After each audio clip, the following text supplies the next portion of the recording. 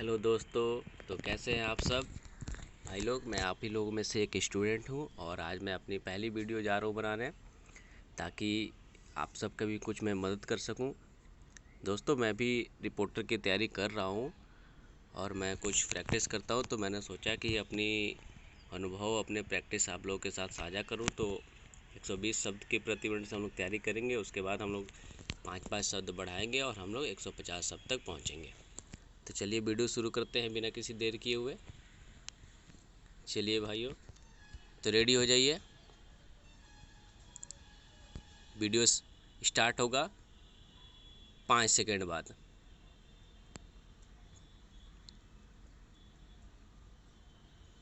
महोदय, जो एक के बाद एक आते हैं। शारीरिक आवश्यकताएं यथा भोजन, कपड़ा, मकान और आराम जीवन की मौलिक आवश्यकताएं हैं। दूसरे स्तर पर आती हैं सुरक्षा और भविष्य के प्रति निश्चिंतता। इसके लिए मनुष्य भांति भांति की संग्रह करता है। फिर है सामाजिक आवश्यकताएं, जैसे अपने परिवार के भीतर और फिर बाहर के दूसरे लोगों से अच्छे संबंध बनाए रखने के लिए सामाजिक, आर्थिक, राजनीतिक और मनोरंजनात्मक संगठन बनाना। चौथे स्तर पर है अहम संबंधी आवश्यकताएं, जैसे आत्मसम्मान, आत्मविश्वास और आत्मतुष्टि आदि। आत्मपरितोष अर्थात उन्नति, विकास और ख्याति प्राप्ति की क्षमताओं को साकार करना व्यक्ति की अंतिम और उच्चतम अपेक्षाएं हैं। इन आवश्यकताओं की पूर्ति के लिए मनुष्य अपने आसपास उपलब्ध पर्यावरण का दोहन करता है। जल, थल, वायु ही नहीं, पेड़ पौधे, पशु पक्षी, जीव जंतुओं तक का उपयोग करता है। सभी शक्तियों का, यहाँ तक कि सबल व्यक्ति अपने से निर्बल व्यक्तियों तक का दोहन करता है, जो शोषण की सीमा तक पहुँच जाता है। इसके लिए भांति भांति की तकनीकें खोजी और अपनाई जाती हैं।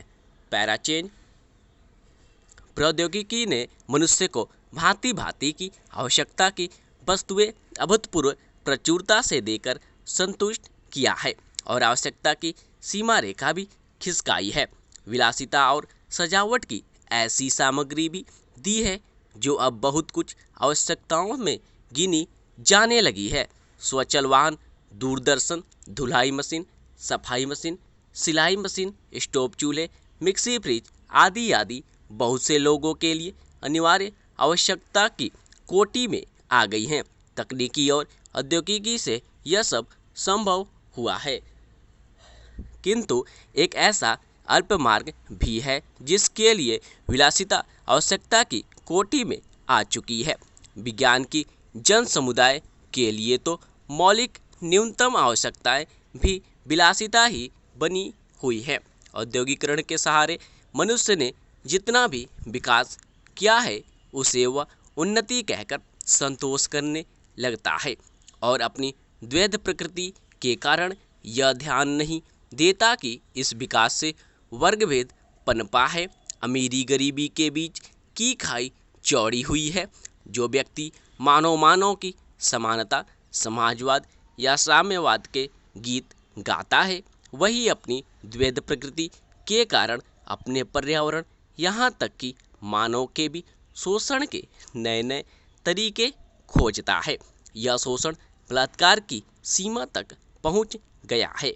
मनुष्य ने अपनी बुद्धि का प्रयोग किया, फलस्वरूप भांति भांति का औद्योगिकरण हुआ और जल, थल, वायु सब प्रदूषण के शिकार हो गए।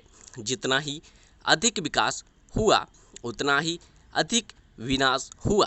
प्राकृतिक संपदा का भीषण ह्रास हुआ। व्यापक वन विनाश से भूमि बंजर और मरुस्थल बन गई। एक बड़ा हवाई जहाज एक दिन में जितनी ऑक्सीजन खर्च करता है, उतनी ऑक्सीजन 17,000 हेक्टेयर वन में तैयार होती है, और वन बचे ही कितने हैं। इस उद्योग प्रधान सभ्यता का केंद्र पूंजी है और धर्म स्वार्थ है। मनुष्य मनुष्य का शोषण कर रहा है देश देश का। तो ये था दोस्तों 120 शब्द प्रति मिनट। आशा करता हूँ कि आपको ठीक लगा होगा। अगर कुछ भी उतार चढ़ाव स्पीड में हो गया होगा